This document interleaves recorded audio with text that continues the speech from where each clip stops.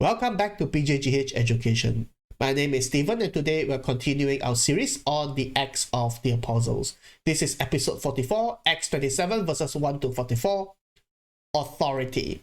So Paul was on appeal to Caesar, and when it was decided that we should sail for Italy,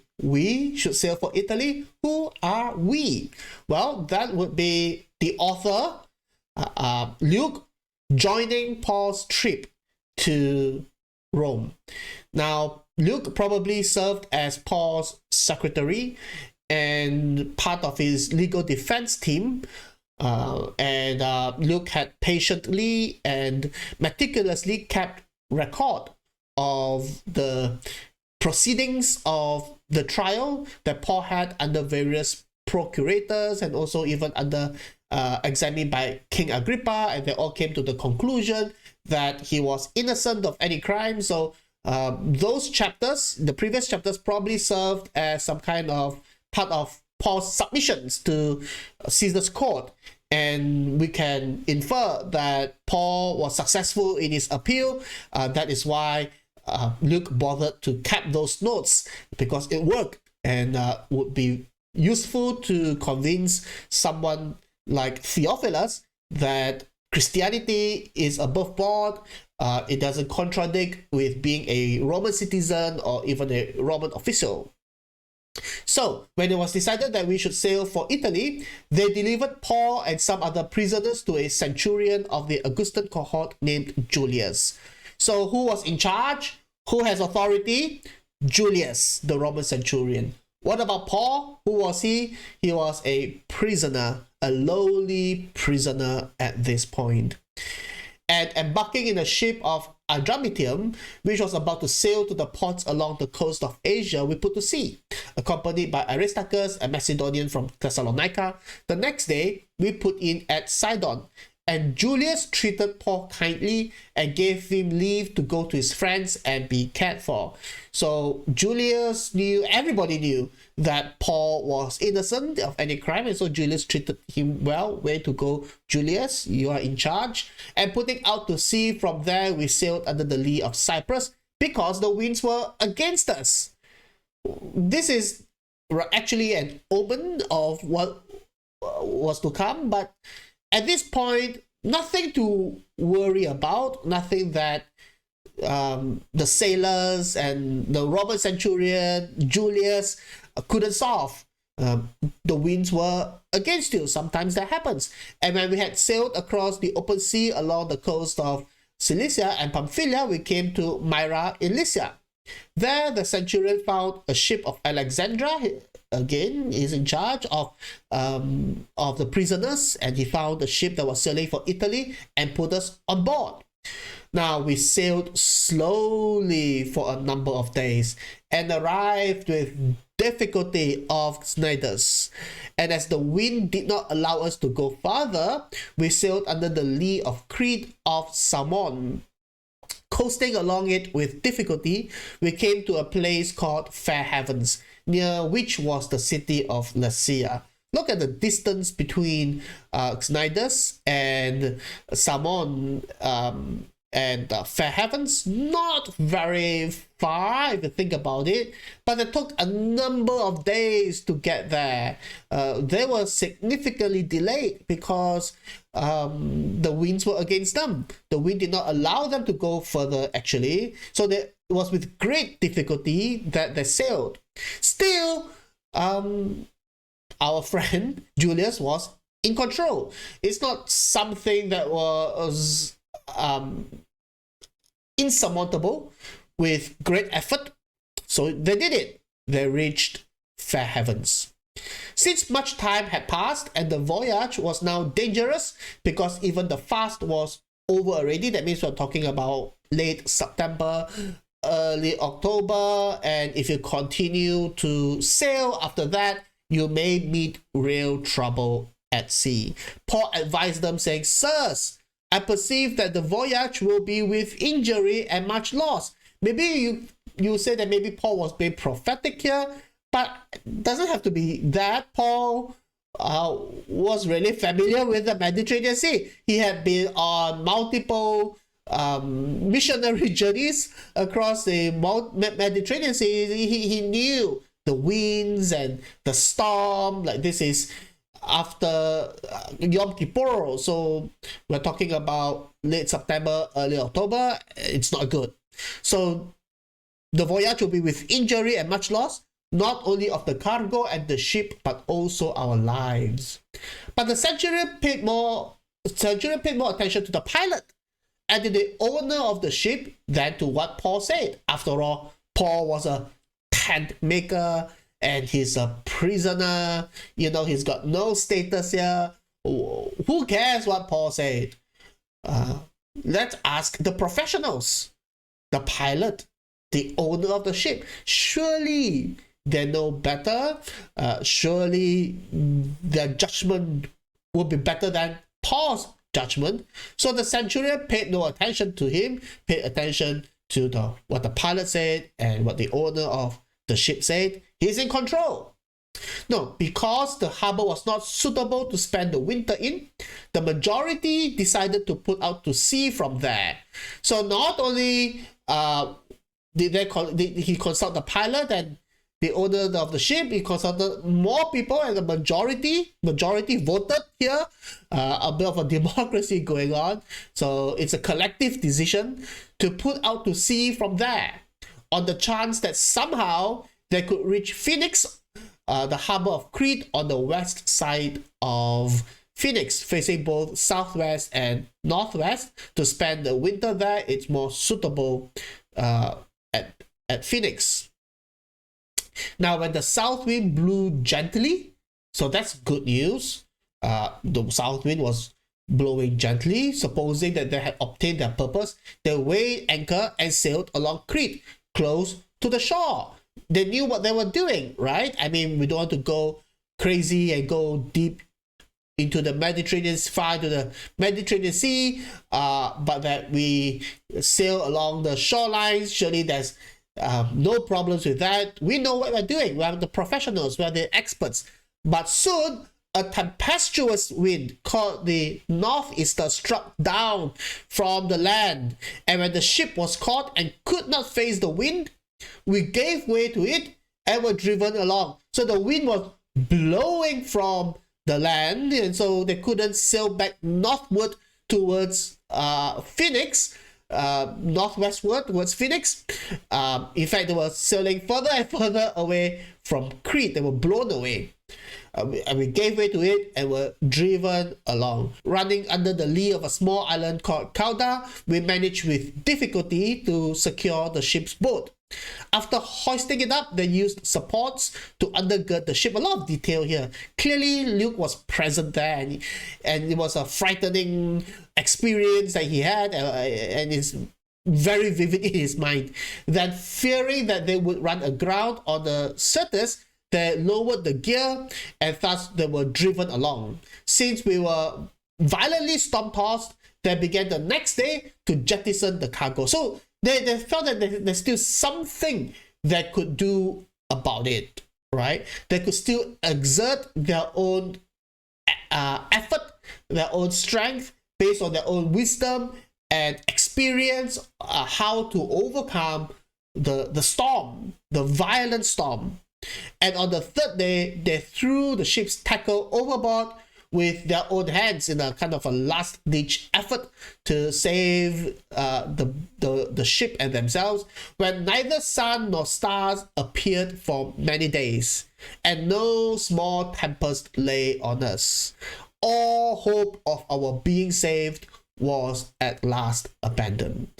See, this is what God was doing.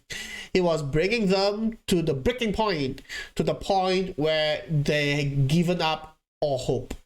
They knew that there's nothing they could do to save themselves. It is often at the lowest point of our lives. It is at the time where we are completely lost and we have completely given up, then God acts. Because while we're still able to do something, we will do something. And we will say, God, we do not need you to do anything right now, because there is still something I can do. And so now, with all hope of being saved was at last abandoned, we are lost at sea. Now, let's recap what we have talked about so far. We talked about Paul the nobody. Paul was placed under Julius, the Roman centurion. There was some trouble at sea at first, but seemingly manageable. Paul's warning was ignored. Why should we listen to what a tent maker has to say? The centurion preferred expert opinion. So they battled the storm. Strong tempest, but we managed with difficulty, but we managed to secure the ship's boat. But then the violent storm resulted in jettisoning the cargo, throwing the ship's tackle overboard, and finally all our hope of being saved was at last abandoned. We are lost at sea. It is only at this point, since they have been without food for a long time, Paul stood up among them and said, "Man, you should have listened to me and not have set sail from Crete and incurred this injury and loss. Yet now I urge you to take heart, for there will be no loss of life among you, but only of the ship. For this very night," how do I know all this? "There stood before me an angel of the God to whom I belong and whom I worship. And he said, 'Do not be afraid, Paul. You must stand before Caesar. And behold, God has granted you all those who sail with you. All of you will reach Rome. So take heart, man, for I have faith in God that it will be exactly as I have been told. But we must run aground on some island.'" So who's in charge now? Well, when things were going on smoothly, or things were still under control, or that they could still manage to do something, Julius, the Roman centurion, was in control. He was in charge. He has the rank for it. And when there's some trouble at sea and Paul issued the warning, well, they didn't listen to him because he was just a prisoner. We should listen to expert opinion. Maybe the owner of the ship knows better. The pilot of the ship knows better. Expert opinion. Or we put it to a vote so that majority wins. We're going to practice some democracy. So maybe authority lies in the people. But genuine, real authority comes from God, regardless of your rank, regardless of your status, regardless of how much experience or expertise you have on certain subjects. Rather, authority comes from God. And in this case, God has granted Paul all those who sailed with him. This is something that Christians need to remind ourselves all the time. Sometimes we are very much taken in by rank, by position. We can be very much taken in by ownership, who owns the building maybe, I don't know, or the pilot who has the expertise on the matter, or that maybe we put it to a vote so that the people have spoken. Instead of looking at where the real source of authority has come from, upon whom is the Holy Spirit of God working, and in this case, it was Paul. So he took charge, a lowly prisoner. When the 14th night had come, as we were being driven across the Adriatic Sea, about midnight, the sailors suspected that they were nearing land. So they took a sounding and found 20 fathoms. A little farther on, they took a sounding again and found 15 fathoms, and fearing that we might run on the rocks. So they knew something that the rest didn't know. They kept this information to themselves, that they are nearing land.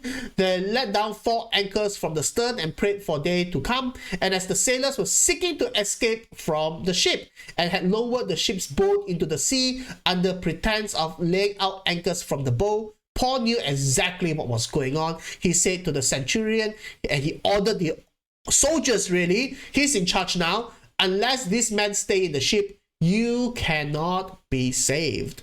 Then the soldiers listened to him, obeyed him, knew that he's the one with the authority from, not from Rome, not from the procurator, not from expertise from the pilot, from the owner of the boat, or from the rest of the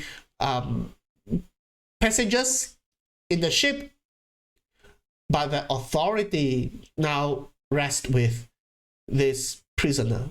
So the soldiers cut away the ropes of the ship's boat and let it go. And with that comes salvation, where you can see Paul reigning in life. Some sailors tried to escape. Paul instructed the soldiers to force them to stay. As day was about to dawn, Paul urged all of them to take some food, saying, "Today is the 40th day that you have continued in suspense and without food, having taken nothing." They must have felt absolutely miserable, being thrown to and fro by the sea. "Therefore, I urge you to take some food, for it will give you strength. For not a hair is to perish from the head of any of you." He was reigning in life. And when he had said these things, he took bread, giving thanks to God. In the presence of all, he broke it and began to eat. Here he is doing something that to a Christian reader, it really sounds like what Jesus did on the night that he was betrayed. Then they all were encouraged and ate some food themselves. We were in all 276 persons in the ship, and when they had eaten enough, they lightened the ship, throwing out the wheat into the sea, the remainder of the food. They do not need that anymore. They really trusted Paul on this one by throwing food into the sea. They know that this was it. Now when it was day, they did not recognize the land, but they noticed a bay with a beach, on which they planned, if possible, to run the ship ashore. So they cast off the anchors and let them in the sea, at the same time loosening the ropes that tied the rudders. Then hoisting the foresail to the wind, they made for the beach, but striking a reef, they ran the vessel aground like how Paul predicted it would be. The boat stuck and remained immovable, and the stern was being broken up by the surf. The soldiers' plan was to kill the prisoners, lest any should swim away and escape. That makes sense, because if the prisoners escape, then you are in trouble. But that's not what Paul said. Paul said that all of you will make it alive to Rome. But the centurion, wishing to save Paul, he knew that we need Paul, all right, we need this guy, kept them from carrying out their plan. He ordered those who could swim to jump overboard first and make for the land, and the rest on planks or on pieces of the ship. And so it was that all were brought safely to land. Salvation came at last. After they have given up all hope of salvation, salvation came, and the authority of God was clearly with him. And that's what we want to meditate on. Does authority comes from position per se? Of course, ranks matter to some extent. God put leaders in charge for particular purposes. The authority comes from the owner of a building, owner of a ship. The authority comes from expertise of the sailors. Authority comes from all 276 of them taking a vote. No, the authority comes from God, even on a lowly prisoner, the Apostle Paul. God bless you.